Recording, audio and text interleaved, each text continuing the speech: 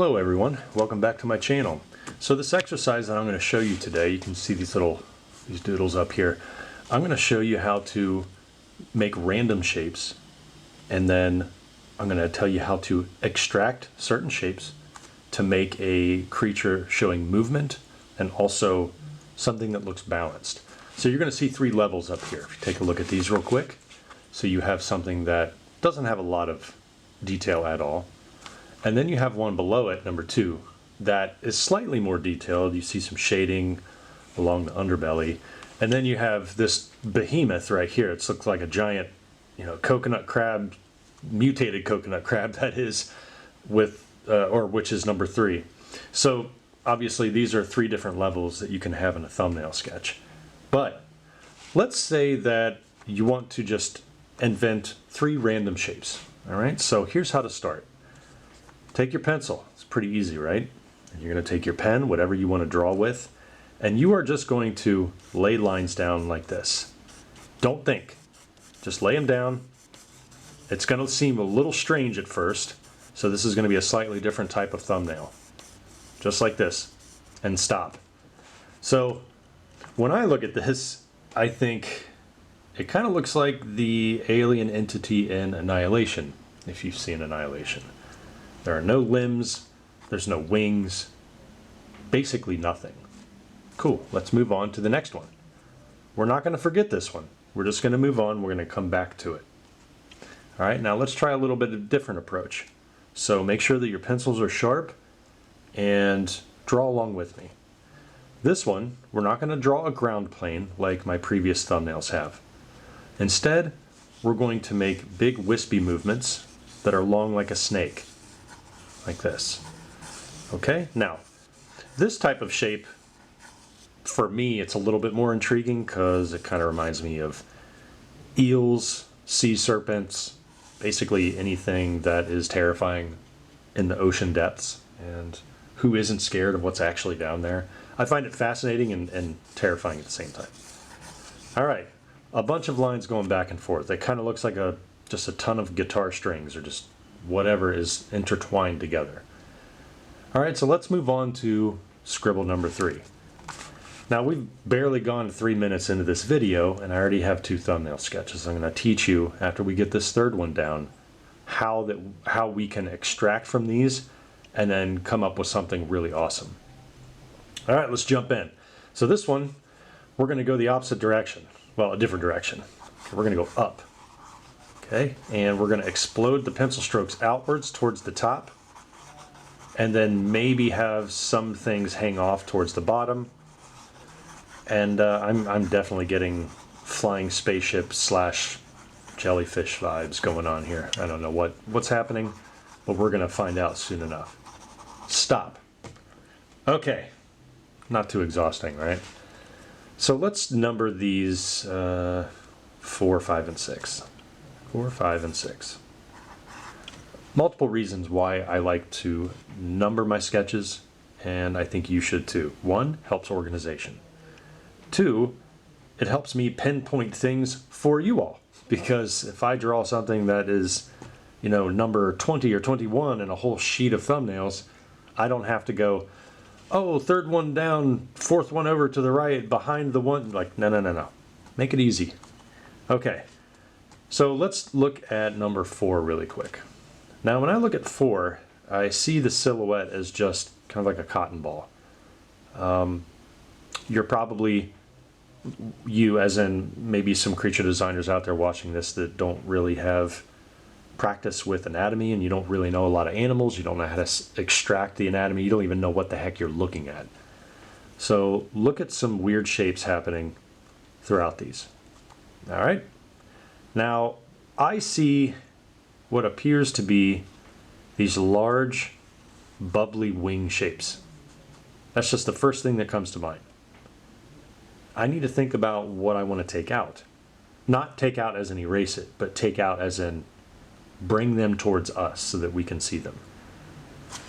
This one out here almost looks like a head, but I'm thinking that maybe the head can be down there in this end. Keep it unpredictable. So I'm going to take my pencil, sharpened, And then I'm going to run it across the entire shape, keeping the pencil strokes close together. Hopefully you guys are too. This way, you can at least start to get some value in this shape. Notice how my pencil strokes are going above the shape and below it. I'm not trying to meticulously stay inside the lines. There's a time and place for that, okay? Meticulously stay inside the lines as in, hey, we're gonna jump into details now. That's what I'm gonna focus on. We're not doing these little details like I did this arachnid, okay? We'll get there, but for the time being, let's just put some shading in here to define the simple shape first. All right, now I'm not ending exactly on the top and bottom of the creature because I haven't really established it yet. I don't really know where it is. I kind of see it. Kind of looks like a wing. This kind of looks like a head. There's a ton of markings over there. So that's why I'm letting the shading travel past it a little bit. So I'm going to try to get one more direction.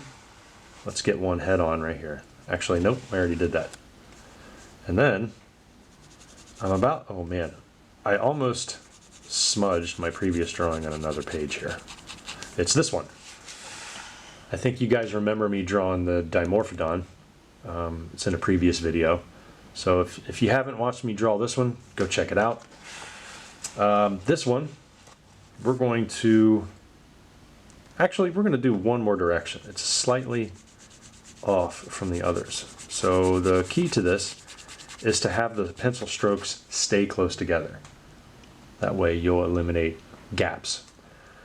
All right, so where do we go from here? Let's start putting in some shapes. Notice how there's floaty lines happening in other places. Like for example, this one down here is just gonna stay. I'm not gonna erase it, there's no point. So what I'm gonna do is I'm just gonna stay on the lines and stay on the shape that I feel can help best give a cool shape for the creature. So right off the bat, I want to address something that I get asked a lot in comments. And the question is, how do you know what shapes to pull from the thumbnail if you don't know anatomy? Because people feel like I still know what a wing looks like. I still know what a leg looks like.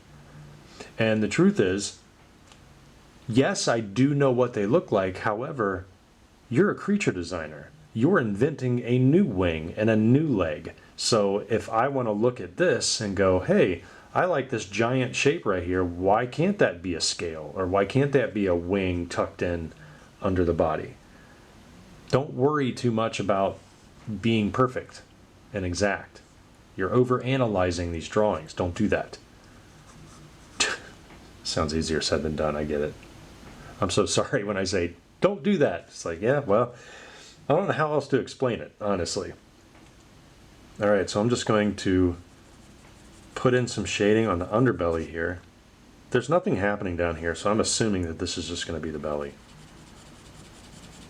Right like this. Okay, now, from here, we're going to do something fun. See all the details that I have in this arachnid?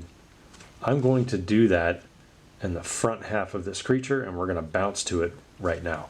Okay, so you can see here how I've filled about half of this creature up with the details, and I let the other half just be more expressive and just kind of let the lines go where they may.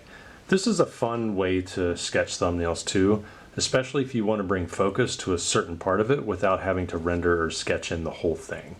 We did this a lot back in the day for industrial design sketching of products, cars, but it's really for anything. So if you want to do props, characters, small critters, you know, you got your armor, you got your weapons, gear, all of that stuff. It's a lot of fun. Let's take a look at the thumbnails that we have done already. Okay, so we have the 3 up here. Let's get a good view of them. All right, now I explained all the details and the different stages you can put in.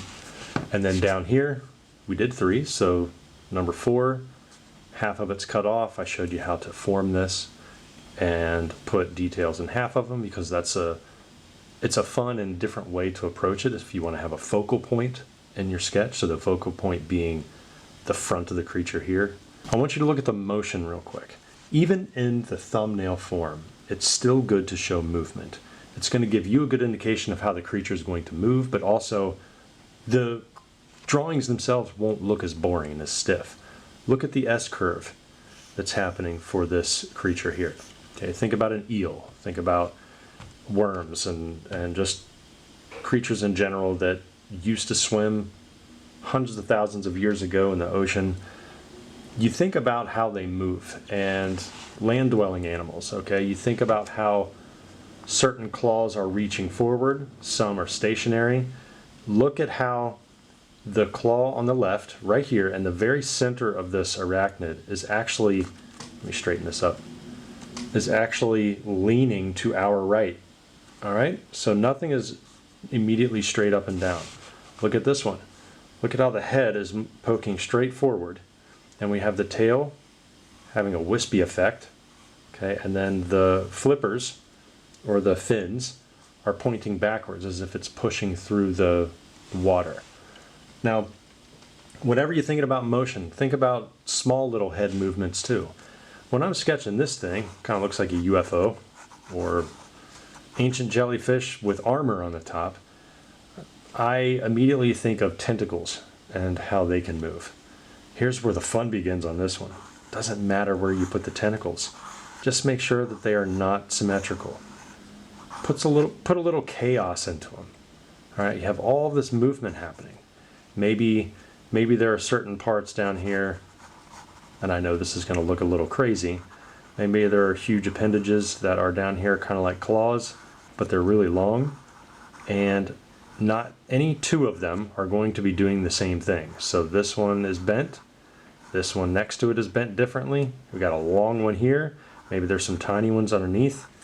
It's just a lot of really cool possibilities. It almost looks like a giant claw. It's kind of terrifying, actually. So the way we would go forward with this, remember what we did for number 4, we're going to lay down some shading, and then you're going to start to see the shape emerge. So since this creature, I'm imagining, is facing towards us, where do you think the focal point's going to be? Is it going to be up here? Is it going to be down there? Well, that's up for debate, honestly, because I haven't even put a face in yet. I don't know what I want to focus on.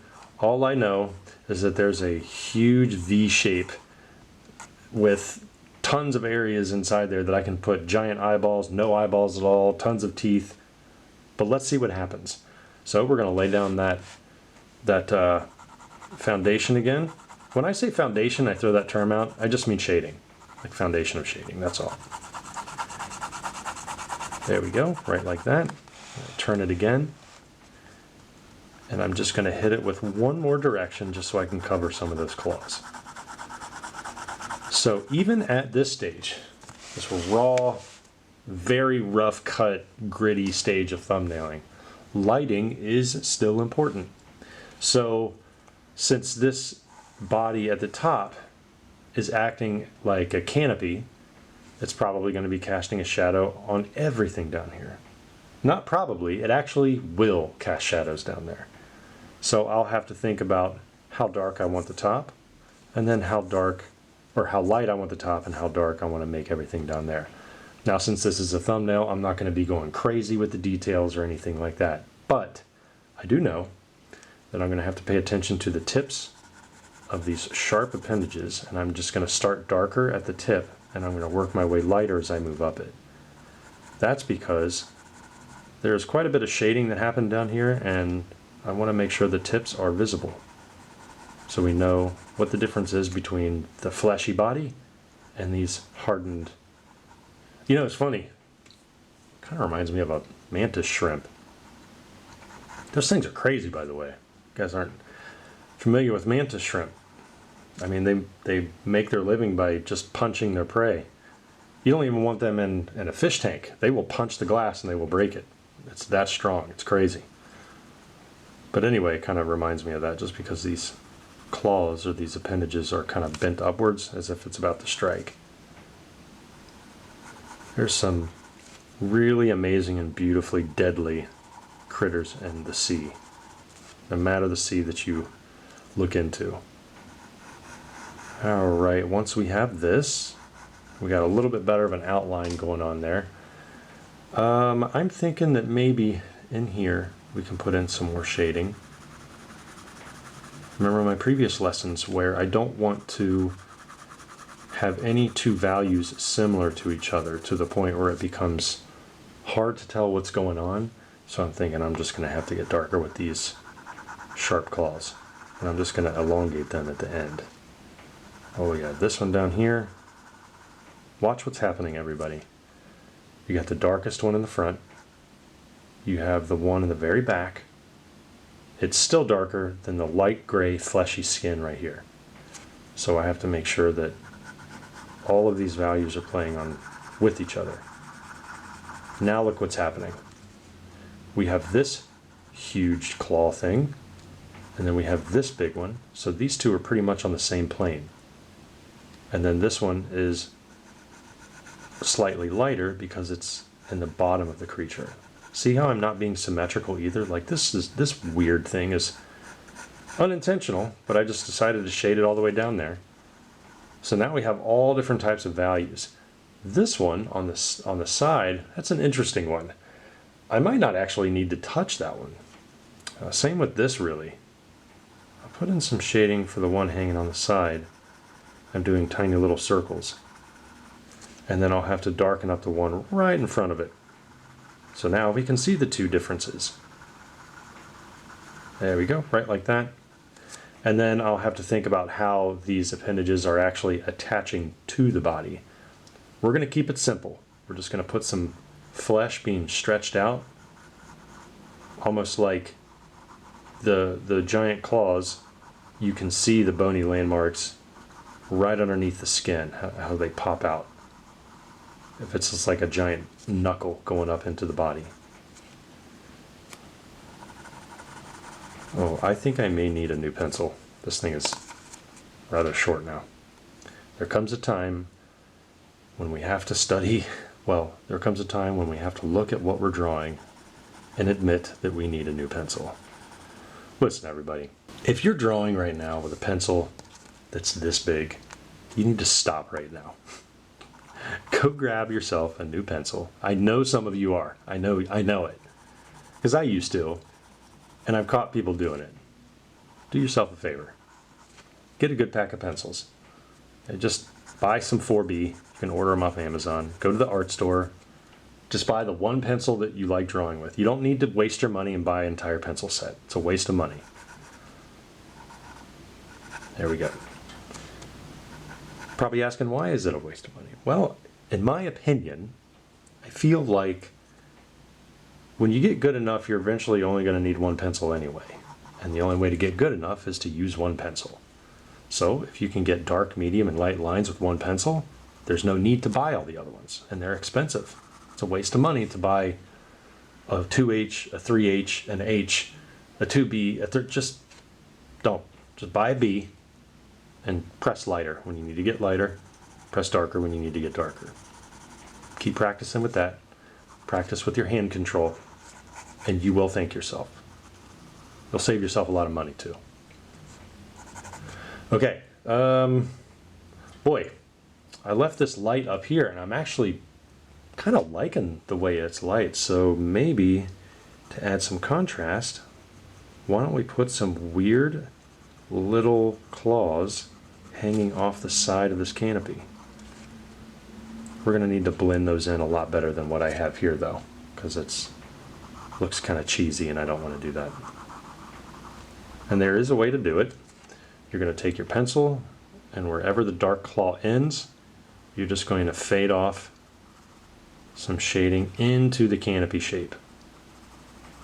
Like that. You want to make sure that you start by pressing as hard as you did when you darkened the claw, and then you release pressure as you move up into the shape, and that way you can fade it off and you don't need a blending stick or anything like that. So we're going to add some extra energy into this particular sketch. The funny thing is, out of these three that I've done, I didn't think that the last one was actually going to be the most enjoyable, and it is. So I'm just going to keep adding some tentacles on the side here. No two tentacles are doing the same thing. Instead, I'm going to have them do some wispy movements. And then what that'll do is that'll add some energy into the creation here. But also I want to show you a cool little effect. Try this out, everybody. On the bottoms or the edges where it's not truly defined, let's say you don't have an outline, you're going to take your pencil and you're going to slowly fade off some shading into nothingness. Just let it go out into the paper. All right, let's find another spot. So up here you can see that this isn't really defined well. It's kind of puffy looking. So I'm just going to take some shading and I'm just going to go straight up into, not the air because this thing is underwater, but you can see that it kind of looks like a smudge mark, but it's not. It's intentional. I'm going to hit it with another angle and I'm just going to float it up into oblivion. Let's see some places over here, places where I have not defined it fully. And what this will do is it'll add some atmospheric perspective. It'll give the sense that this creature may be passing through some very murky waters. Maybe some of the the sand and everything on the bottom has been stirred and the creature is passing through. Maybe it just found prey and it just ate and nothing has settled yet. Okay, so that's pretty cool right in there. And if you accidentally go overboard with it, let's say you put too much shading in, it's okay. At this point, remember, these are still thumbnails. They're more detailed than most thumbnails. But from here, you can then draw another version of it where it's way more detailed and you can put in a lot of atmosphere. And also, we've jumped ahead here, so there's a lot newer details. There we go. So I've put some claws in here just to show some depth, so we know that the claws are passing in the front. Hopefully you've enjoyed today's lesson. I've had a blast doing this. So we talked about movement, we talked about asymmetry, and different types of thumbnails that you could render. So some of them are detailed in certain parts where you want to bring out a focal point. And we started this one off today with just random lines. And then this one, we put a lot more detail in because I kind of did almost go overboard with it, but I don't care. This was fun. So hopefully you guys had fun too. Leave a comment below. Let me know what you're working on. And what would you name these things? So we got 4, 5, and 6. All right. Till next time, everybody. Peace.